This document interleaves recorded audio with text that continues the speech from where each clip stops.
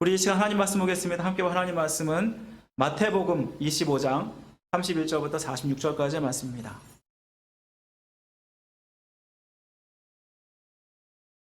마태복음 25장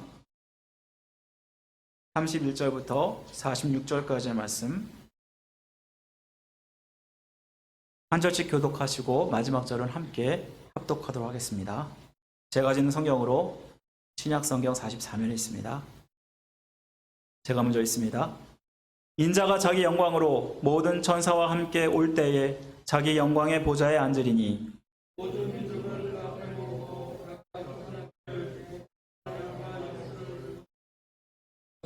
양은 그 오른편에 염소는 왼편에 두리라.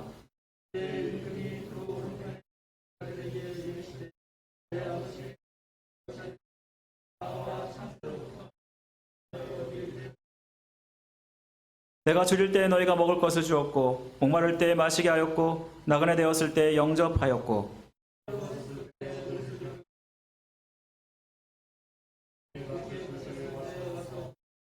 이에 의인들이 대답하여 이르되 주여 우리가 어떤 때에 주께서 주시신 것을 보고 음식을 대접하였으며 목마르신 것을 보고 마시게 하였나이까.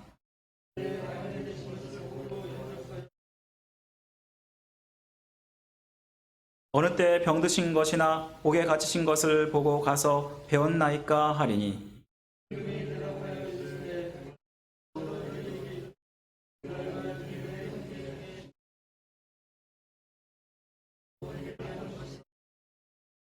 또 왼편에 있는 자들에게 이르시되 저주를 받은 자들아 나를 떠나 마귀와 그 사자들을 위하여 예비된 영원한 불에 들어가라.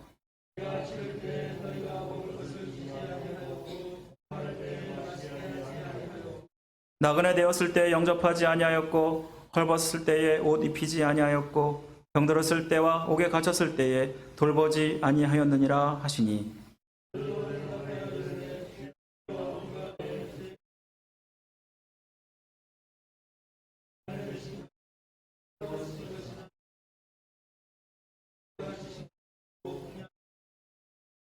이에 임금이 대답하여 이르시되 내가 진실로 너에게 이르노니 이 지극히 작은 자 하나에게 하지 아니하는 것이 곧 내게 하지 아니하는 것이니라 하시리니 그들이 영벌에 의인들은 영생에 들어가리라 하시니라. 아멘. 우리 교회는 1년에 3번씩 선교주의를 지키고 있습니다. 선교가 정말 중요하고 또 선교를 기억하기 위해서 이렇게 3번씩 지키는데요. 우리 오늘은 제3차 선교주일로 선교보고주일로 지키고 있습니다. 우리 일상이 성의적 삶이 되게 하라라는 제목으로 여러분과 하나님 말씀을 나누기를 원합니다. 하나님이 이 세상을 움직이는 원리 가운데 뿌린 대로 거둔다는 원리를 가지고 움직이십니다.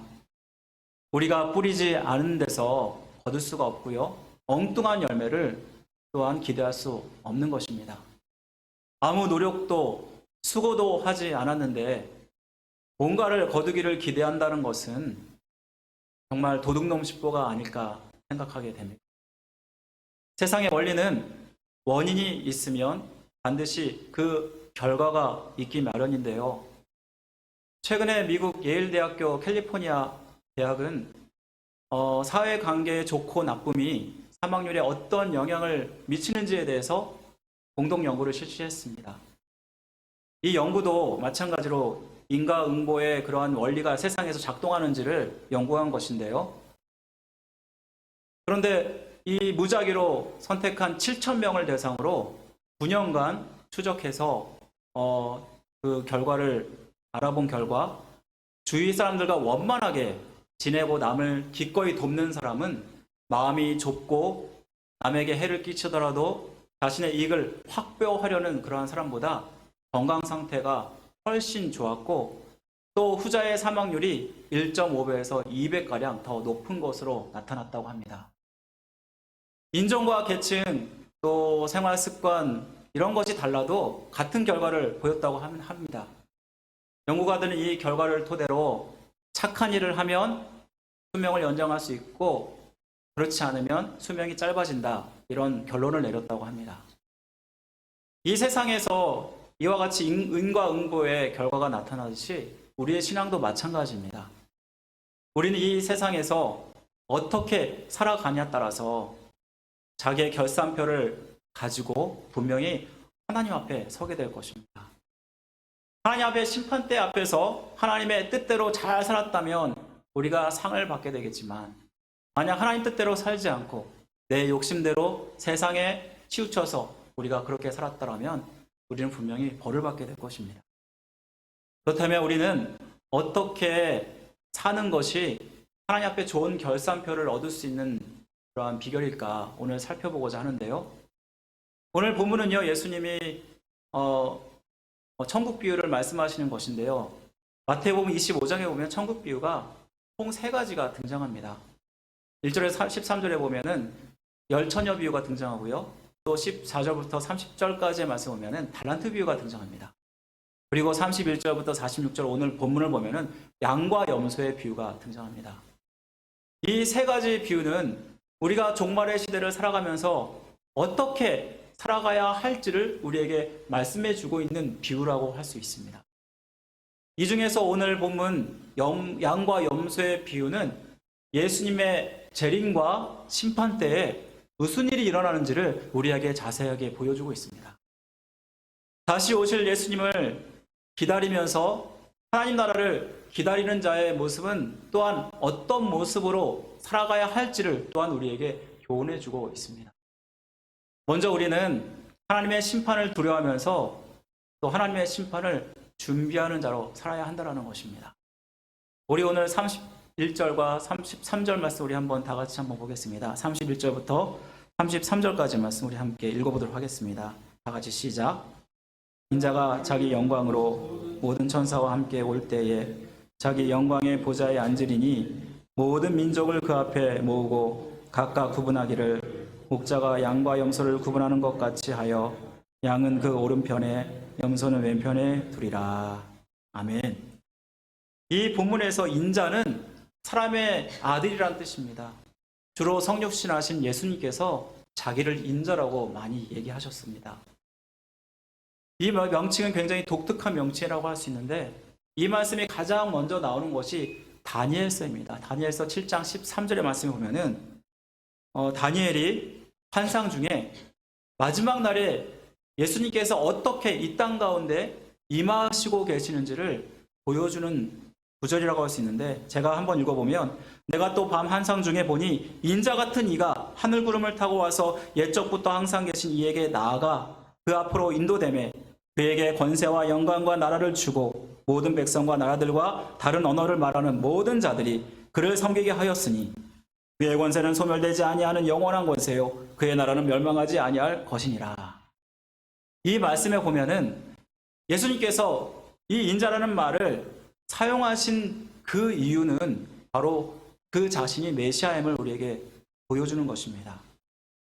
다니엘이 예언한 그 메시아, 바로 이 땅 가운데 우리를 위해서 속죄제물이 되셨고, 그리고 부활하시고 승천하시고, 그리고 영광 가운데 영광의 보좌에 앉으시는 그 주님을 이미 다니엘서는 예언하고 있었던 것입니다. 그리고 예수님도 또한 이 말씀에서 자기를 인자라고 말함으로 말미암아 이 말씀이 그대로 이루어질 것을 분명히 우리에게 말씀해 주고 있는 것입니다. 이 말씀에 보면 그는 온 인류의 구원자요 동시에 심판주로 오시는 것을 보게 됩니다. 예수님이 초림 시에는 구원을 이루셨다면 재림 시에는 심판주로 오셔서 양과 염소를 나누신다라고 말씀합니다. 성육신하신 그 예수를 통해서 실제적으로 이 일들이 반드시 일어날 것을 강조하고 있는 것인데요. 오늘 본문에 예수님께서 모든 천사와 함께 영광 중에 다시 오신다, 그 말씀은 예수님의 재림을 가리키는 것이고, 영광의 보좌에 앉으신다라는 말씀은 심판주가 되신다라는 뜻입니다. 그런데 주님이 심판 시에 그 대상이 누구입니까? 모든 민족이라고 말하고 있다는 것입니다. 우리가 보통 심판의 대상하면 믿지 않는 자를 주로 떠올릴 텐데, 그때는 믿는 자와 믿지 않는 자 모두 다 해당된다고 합니다. 이 말씀은 우리의 인생에 반드시 끝이 있고 우리의 인생에 대해서 결산할 때가 온다라는 것입니다. 그래서 어떤 분은 인생은 마지막 순간을 맞이할 연습을 하는 것이다 라고 말하는 사람도 있습니다. 요즘 세월이 정말 빠르게 지나가죠. 벌써 2021년 10월이 됐고요. 또 제가 가끔 TV나 혹은 인터넷을 보면은 예전에 정말 예쁘고 잘생기고 했던 그러한 탤런트들이 벌써 50대, 60대가 되고 어떤 분들은 돌아가신 분도 있고 그런 것을 보면서 와, 정말 점점 세월이 이렇게 빨리 지나가고 있구나 그런 생각을 하게 됩니다. 사실 우리는요, 종말론적인 삶을 살아간다고 할 수 있습니다. 많은 사람들이 모든 것이 똑같이 반복되고 똑같이 일어나니까 이것이 계속해서 반복될 것 같다라고 생각을 할지 모르겠지만 우리의 역사는 시작이 있다면 끝이 있고 목적을 향해서 지금 가고 있다는 것입니다. 우리의 육신은 분명히 죽음을 향해서 가고 있고 우리의 영혼은 반드시 하나님의 심판대 앞에 서게 된다는 것입니다. 그런데 세상 사람들 뭐 결산이 있냐? 죽으면 그것으로 끝나지? 그리고 물어 돌아가는 게 인간이지? 라고 생각할지 모르겠습니다. 그래서 세상 사람들은 이 세상을 너무나 막 사는 것 같습니다. 이 세상의 부와 권세를 누리면 그것을 위해서 수단과 방법을 가리지 않고 이런 것들을 추구하면서 죄를 저지르는데 반드시 우리는 기억할 것은 결산의 때가 온다라는 것입니다. 모든 사람들이 결산할 때 주님은 심판 자리에 앉아서 우리의 인생의 결산표를 가지고 우리가 어떻게 살았는지를 가지고 심판하신다라는 것입니다. 여러분, 이 세상에서 어떻게 살았느냐, 그 결산서가 정말 중요한데요. 그래서 우리는 이 땅 가운데 막 살 수가 없습니다.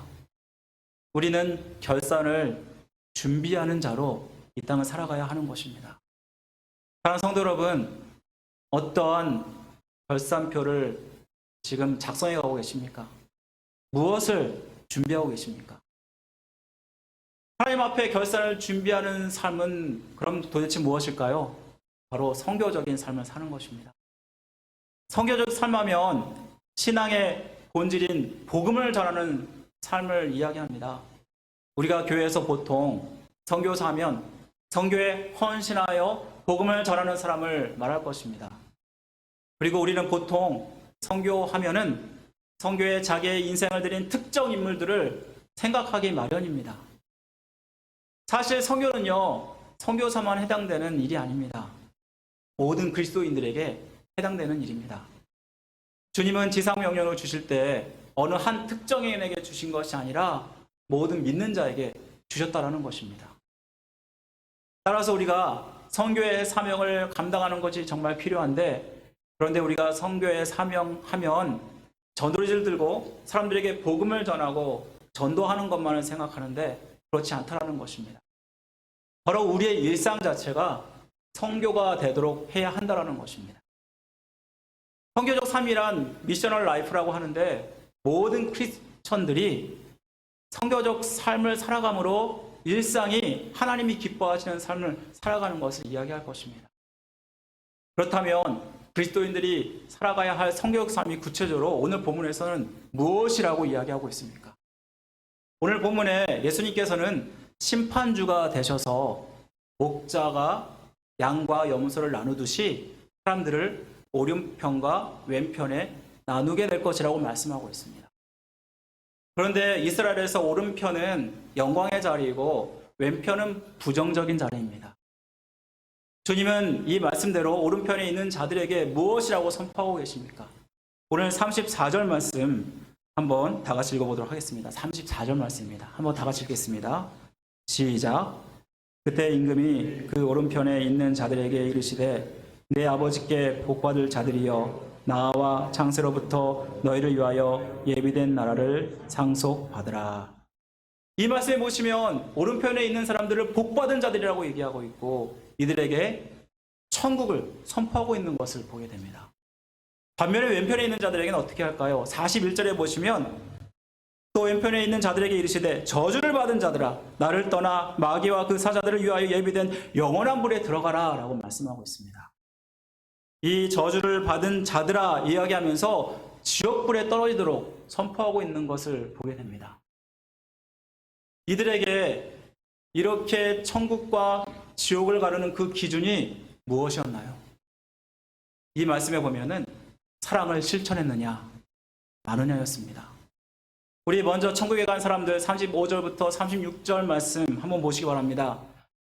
내가 줄일 때 너희가 먹을 것을 주었고 목마를 때 마시게 하였고 나그네 되었을 때 영접하였고 헐벗을 때 옷을 입혔고 병들었을 때 돌보았고 옥에 갇혔을 때 와서 보았느니라. 반대로 지옥 형벌을 받은 사람들은 어떻습니까? 지옥 형벌을 받은 사람들 42절에 보면 내가 줄일 때 너희가 먹을 것을 주지 아니하였고 목마를 때 마시게 하지 아니하였고 나그네 되었을 때 영접하지 아니하였고 헐벗을 때 옷 입히지 아니하였고 병들었을 때 옥에 갇혔을 때 돌보지 아니하였더라고 말씀하고 있습니다. 이때 구원을 받은 자들이 주님께 또한 물어봅니다. 자신들이 언제 주님께 이렇게 했습니까? 사실 이들은 자기가 한 일도 모르고 있는 것을 보게 되는데요. 이때 주님께서 이들에게 무엇이라고 말씀합니까? 정말 중요한 말씀이 나오는데 우리 40절 말씀 한번 다 같이 한번 읽어보겠습니다. 40절 말씀입니다. 시작. 내가 진실로 너에게 이르노니 너희가 여기 내 형제 중에 지극히 작은 자 하나에게 한 것이 곧 내게 한 것이니라. 이 말씀에 보면은 천국과 지옥을 가르는 기준은 지극히 작은 자 하나에게 한 것이 바로 자기에게 한 것이라고 말씀하고 있다는 것입니다. 이 지극히 작은 자는 누구입니까? 정말 생계조차도 유지할 수 없는 소외받는 정말 연약하고 부족한 자들입니다. 바로 이들에게 사랑을 베푸는 것, 바로 이것이 또한 뭐와 동일시되냐면 예수님을 섬기는 것과 동일시되고 있는 것을 우리는 보게 됩니다. 반대로 지옥 형벌에 가는 자들은 지극히 작은 자를 무시하고 선을 베풀지 아니하고 내 마음대로 내 뜻대로 또 세상에 치우쳐서 살았던 자들임을 말합니다. 이 말씀 보면 이웃사랑을 실천하느냐 마느냐가 곧 천국을 가느냐 가지 않느냐 지금 결정하는 것처럼 보입니다. 우리가 여기서 의문을 가질 수밖에 없습니다. 우리의 구원의 기준은 분명 믿음이라고 우리는 배웠습니다. 너가 구원을 받으려면 예수 그리스도를 믿음으로 말미암아 분명히 구원을 받는다라고 말씀했는데, 그런데 오늘 말씀은 너희가 선한 행실을 행하지 아니하면 구원을 받지 못할 것이다 라고 말하고 있다는 것입니다. 우리는 나의 예수님을 나의 구세주 나의 하나님으로 중보자로 우리 가운데 모셔들었고 그 말을 믿기만 하면은 구원을 받는다라고 분명히 우리는 알고 있습니다. 그런데 오늘 말씀에서 영생과 영벌을 받는 그 기준이 너희가 잘 믿었기 때문이 아닌 것처럼 말하고 있고 작은 자에게 착한 일을 했느냐 안 했느냐 이 기준을 가지고 말하고 있는 것처럼 보입니다. 물론 우리는 예수님 믿음으로 말미암아 구원을 받습니다. 우리의 죄를 속죄해 주신 그 주님을 나의 구세주 나의 하나님으로 영접할 때, 그리고 그분을 통해서 죄의 사함을 받을 때 구원을 받게 됩니다. 에베소서 2장 8절 이렇게 말합니다. 너희가 그 은혜를 인하여 믿음으로 말미암아 구원을 얻었나니 이것이 너에게 난 것이 아니요 하나님의 선물이라. 그런데 우리의 믿음이 가짜냐 진짜냐 그 증거가 바로 작은 자들에게 사랑을 베풀었느냐 아니냐 이러한 열매로 나타난다는 것입니다. 왼편에 있는 자들은 또한 예수님을 뭐라고 부릅니까? 주여라고 부릅니다. 이 말씀은 분명히 이들도 주님을 알고 있는 자들이었고 어쩌면 주님을 믿었던 자들이었는지도 모르겠습니다. 하지만 하나님의 뜻을 알고도 적극적으로 선을 행하지 아니하고 보잘것없는 그 사람들을 돌아보지 않고 자비를 베풀지 않고 긍휼을 베풀지 않아서 저주받은 것을 우리는 보게 됩니다. 왜냐하면 지극히 작은 자에게 한 것이 예수님께 한 것이라고 말씀하고 있기 때문입니다. 마태복음 7장 21절에도 이렇게 말합니다. 하지만 주님은 주여 주여 하는 자마다 천국에 갈 것이 아니요 하나님의 뜻대로 하는 자라야 들어갈 것이니라 라고 말씀하고 있습니다. 여기서 작은 자에게 행하는 것은 바로 우리가 성교적인 삶을 살아가는 것을 말하는 것입니다. 이들이 지극히 작은 자에게 한 것, 아마 갑자기 이루어진 것이 아닐 것입니다.